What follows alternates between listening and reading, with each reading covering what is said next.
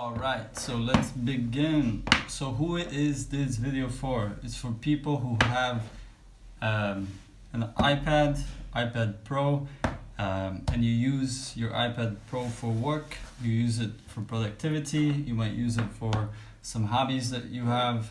Maybe you need some apps on it that you cannot get anywhere else, and you're thinking about buying yourself maybe a mouse or maybe a trackpad, and you're deciding whether you should get a mouse or a trackpad, and you've kind of decided on the Apple ecosystem, and so you're gonna go for those two options.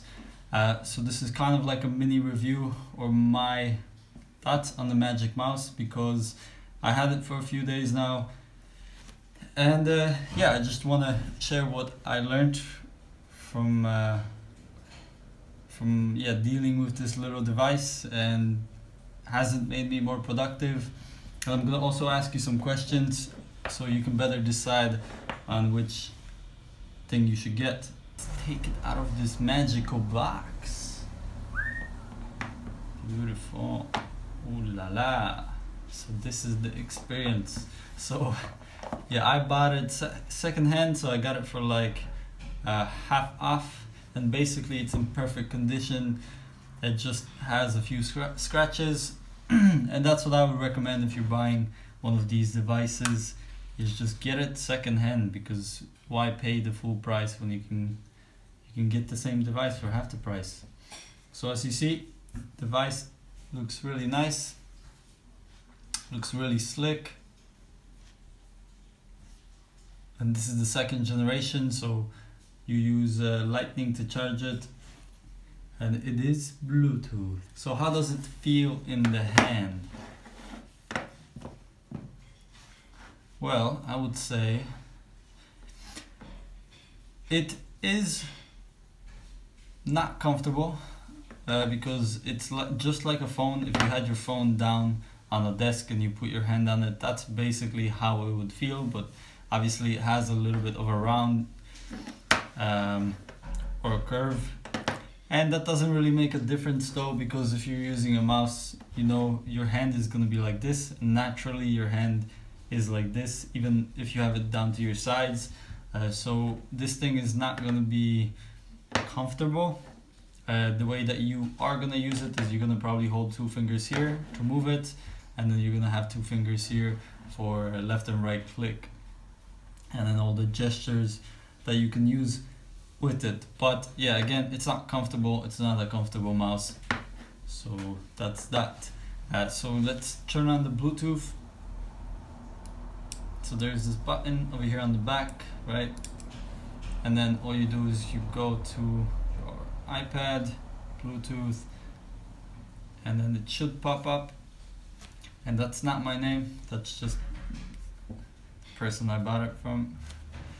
Alright, so now you can see that it popped up right here, and you can see that it is really fast, so it's really easy to just take it out and use it. You don't have to download any applications, you just connect it via Bluetooth, and everything is done. And then what you want to do is you want to go to accessibility, and then in accessibility you will actually have extra options to increase the contrast, so it changes the brightness of the pointer, whether it's in front of a black surface or a white surface. You can automatically hide the pointer, you can change the color of it and make it bigger or fatter. So I'm gonna stick with blue. Pointer size, you can make it huge. Man, this is fucking huge, and that's okay, but I'm gonna keep it small. Pointer animations, so I think this is allow the pointer to animate and adapt to the elements on the screen, meaning that it's gonna transform into whatever you're pointing at, so like the apps and stuff like this. And then scrolling speed, this is just with the scrolling gesture, so how fast it goes up and down. So we go here, it's fucking fast now, and then we go slow, so that's cool for older people, and let's make it a little bit slower. Alright, cool. And now we're gonna go to general. You got trackpad and mouse, scrolling or tracking speed, meaning that it's gonna track the movements faster or slower.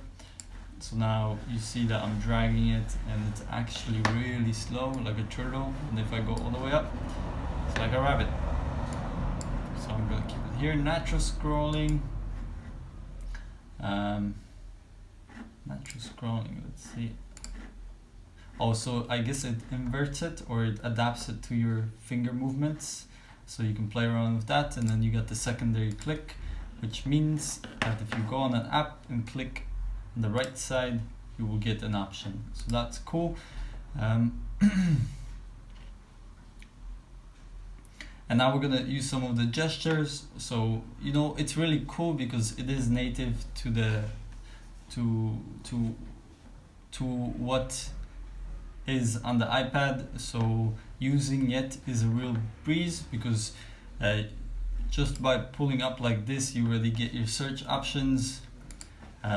Pulling down like this, you got all your windows. 2 fingers, I don't know what that really does in here, it doesn't do anything, but you can also go to the left and to the right by using your finger. So yeah, it feels very natural. And then scrolling, you know, for example, let's say you are on a website. So let's go to this, right? Because I was looking for this movie.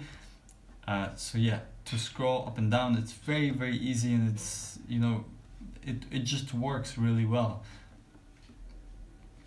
But it's not gonna be like that with every mouse. You know, this is the only mouse that will allow you to do all of these things so naturally, because obviously it's already integrated with the iPad system.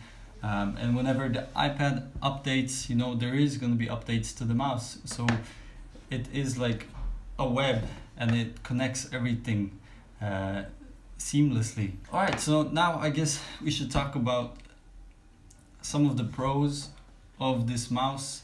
So obviously it's Bluetooth, so you don't need any dongle or anything like that. You just turn this on and then connect it, and it works, and it can also work on Windows too, but we'll get into that. No batteries, so you charge it with the lightning cable. It's kind of awkward and it's gonna get scratched up. It would have been better if the charging was somewhere here, so you could just plug it in like this. But it is good because you don't have to get batteries. It's easy to use, so you just connect it, then you use it. It's very slick. The design is super slick. You can put it in your pocket. If you go into a cafe, grab your iPad, grab your mouse, grab a keyboard, and yeah, you can stick this in your pocket, take it out of the cafe, and everyone at the cafe is gonna be like, oh my god, that's such a slick mouse. So that's what you want. That's how you get the ladies. Also,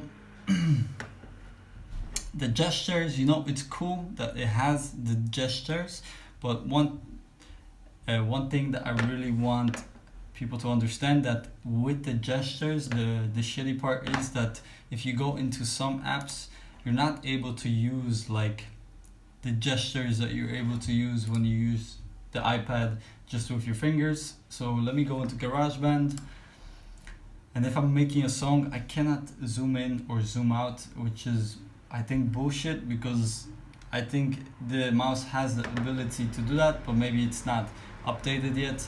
Maybe in the future they will do it. So that sucks because I can't zoom in and zoom out. I kind of have to take my fingers and do that. And I don't want to be moving back and forth between the mouse and the screen.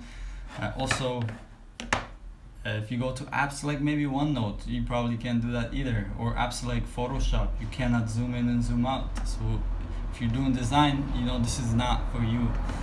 Another cool thing is it's gonna last you a really long time. Firstly, the design and the material, you know, it is a premium mouse. It's not some bullshit mouse that you buy on Amazon for $10.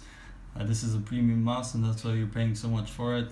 And the battery is gonna last you a long time. I've been using it for the past 2 days, and the battery, let's see how much, because I had the battery, yeah, so I had it almost halfway, so it's still halfway, so I basically didn't lose any charge yet. So yeah, it's gonna keep its battery for a long time. And Last thing, the Pro, is you can always resell it because it's an Apple product, right? And someone is always going to be using an Apple mouse or a trackpad or an Apple computer, so you can always sell this mouse if you don't like it, even like 2-3 years from now. Alright, the cons of this: it's expensive, it's not ergonomic, so it does not fit in the hand really well, definitely not for gaming, it's a shitty way to charge it, and some of the apps, like I said, they don't let you pinch, and gestures do not work in Windows, so if you're trying to get this for Windows, don't do it because it's a waste of money. And now I guess the last thing that I want to ask you is, ask yourself, like, why are you actually using an iPad, and what do you require an iPad for? So again, if it's things like design, if it's things like writing, if it's things like producing music, then don't get this because it will not be good for you. But if it's things like browsing the web, doing some sort of scrolling, organizing documents, making PowerPoints, definitely this is really good for it. Or if it's just like normal use and you want something that feels nice and natural, this is definitely the mouse you should go for. But again, you have to ask yourself, what is the reason why you're getting this mouse? I basically thought that I could use this in the music softwares that I have, and also I could use this with video editing apps, but I cannot because it does not have the zoom gestures, which is really shitty, so it's not for me. And yeah, that's why I'm gonna switch to the trackpad, because the trackpad, it's gonna allow me to zoom in and zoom out, because it also has the finger gestures, or touch gestures. So it might be a little bit better than this, but I'm also gonna do a review on the trackpad so you kind of see how it is compared to this. And the last thing I wanted to say is that you shouldn't buy something that's not native to Apple. You shouldn't buy third party products or accessories, because what happens with the ISO, it gets updated like every few months or so, and there's little things that change and things that will affect third party accessories if you have them. So make sure that you stick to Apple products if you're buying stuff from Apple, or if you're using Apple computers, because again, if they update the ISO on the iPad Pro, it's probably gonna do something to the accessories, and that's why you just need to use all the stuff that they provide you, or the stuff that they recommend.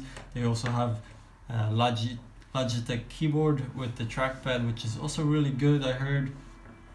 So make sure that you go on their website and see what they're recommending or what they're selling, and just stick to that. But that's basically the tutorial, or not tutorial, my opinion on it, and I'll see you when I make the video about the trackpad. Siemanko.